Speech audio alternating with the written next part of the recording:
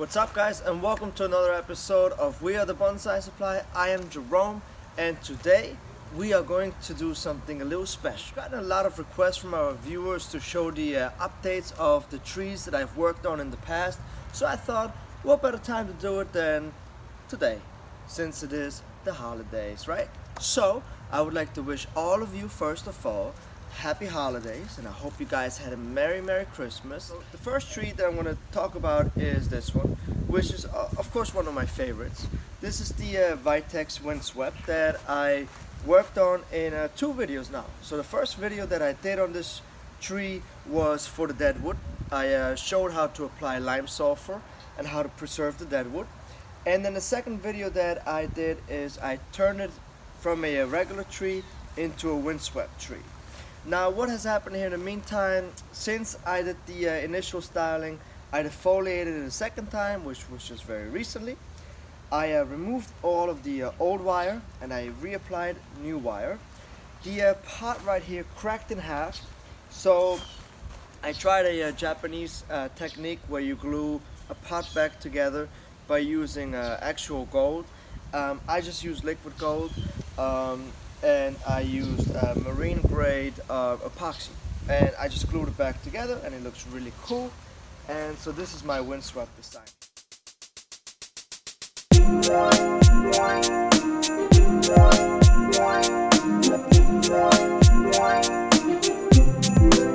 So the next tree here is the willow leaf ficus that I did in the previous video, where I removed some of the major crossing roots, and I rearranged these aerial roots, and the tree has leafed back since. Right now is a very confusing time here in South Florida for the tropical trees, especially, actually for all of the trees, I'm sorry, because it drops down, the temperatures drop down at night, and it drops down to about 50, but then during the day, come 10 a.m., it's 85 again. So the trees are like thinking at night, oh, am I finally transitioning into winter now? And then they wake up in the morning and they're like, just kidding, no, it's still summer. So they don't quite know what to do at this point. So they're kind of falling asleep, but they are still growing a little bit. So it's a weird time, but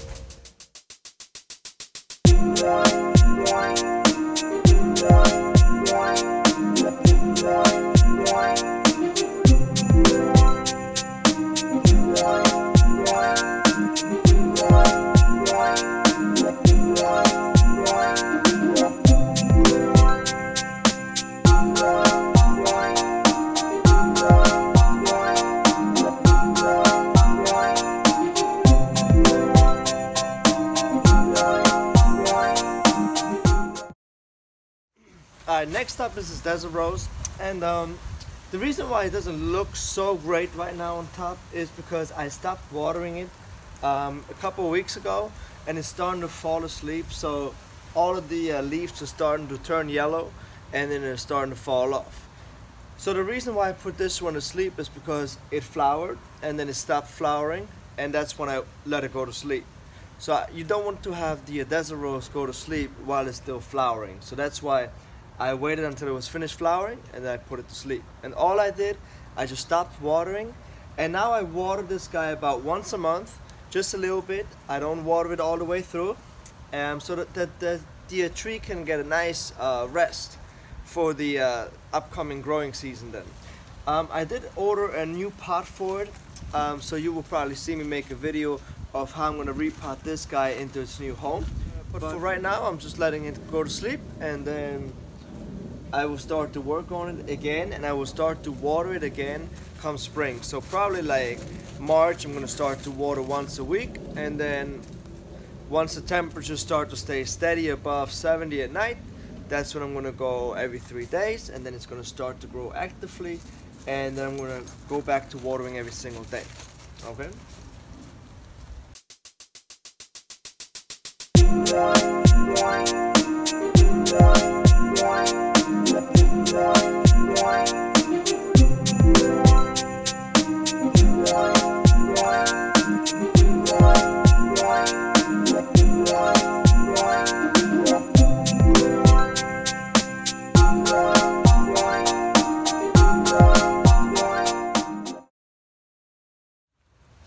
Most of you guys know this tree. This is one of my absolute favorite trees in my collection. I used to call it the snail. Now I've made up my mind. I changed it to elephant, and I think it looks like an elephant to me. And I do appreciate all of the comments that you guys made in this video. Some of you were for snail, some of you were for elephant, but most people were for elephant. Some people even put the two together and came up with pretty interesting names, to say the least, but that was really cool, so I do appreciate that. Now the reason why this tree has not gone to sleep yet, or the reason why I have not put it to sleep yet, is because it is still flowering. So it is going through its last batch of flowers, and that is why I'm still continuing to water it. But I water it every 3 days right now, not as frequently. And as soon as these last flowers are dropping off, I'm going to go then ahead and put this tree to sleep as well.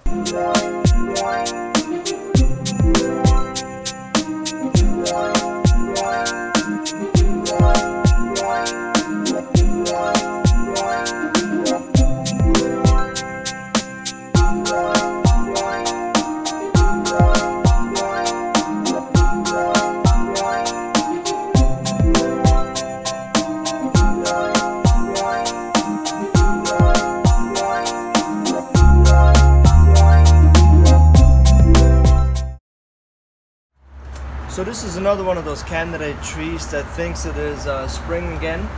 After I defoliated this tree in the last video, it came back fairly quickly within just a couple of days, and it started actively growing again. However, I think that the vigor has restored of the overall tree. All the new growth looks really good, and the tree looks very vigorous. So the next step would be then to let the tree fully grow out. Once this fresh new growth has been hardened off, that's when I will go back in here and trim the tree back, and then let it grow, trim it back, let it grow. And then as you can see in here, since we're defoliated, I removed a very big branch in here, but as you can see in the meantime, we have some new branches that came from that area, and also in the back here. And I have a lot more branches overall, so you can tell that the foliation really is a fantastic process, and it really helps the tree to restore its vigor.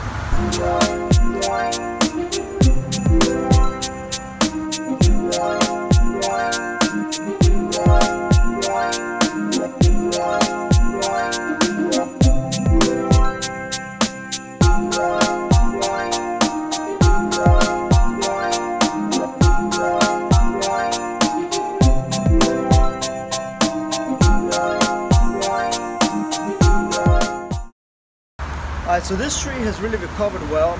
This is the Ficus benjamina that I did in a raft style. It's really vigorous right now, and it has whatever the seeds it had before, it has really recovered from it now. So I'm really happy to see that. Points here that are growing so strong right now, that's a really good sign. That means that the tree has recovered from whatever I did to the tree in the past when I cut off all of the trees, all of the trunks. Now I do have a little dieback like here, and I have a little dieback over here, and maybe a little over here, but that's, you know, that happens. So all I have to do is I just have to go back in here and cut this back, and in a couple months from now I'm going to be able to defoliate the entire tree again, and then I can start to wire and place the branches. So I think by now you get a pretty good idea of where I was going with this tree. So this over here is going to be the first branch, and this is going to be one tree. This is going to be the second tree, right? We have all the branches in place. The third tree, number 4 in the back, 5 in the middle, 6, and then 7 and 8. And now each one of those trees are going to have a canopy on their own, but together they're going to create one nice big canopy. Now I know what you might be thinking, that 8 is an even number, and in Japan when you do forests, or especially in bonsai, the number should always be uneven. However, what I would like to have happen is to have another branch grow from around here. So I might have to do a graft here, maybe a scion graft or a peg graft. Not quite sure yet, but that will be my trunk number 9, and then I'm uneven again. But you know, sometimes you have to close your eyes in bonsai, and not everything has to be so perfect.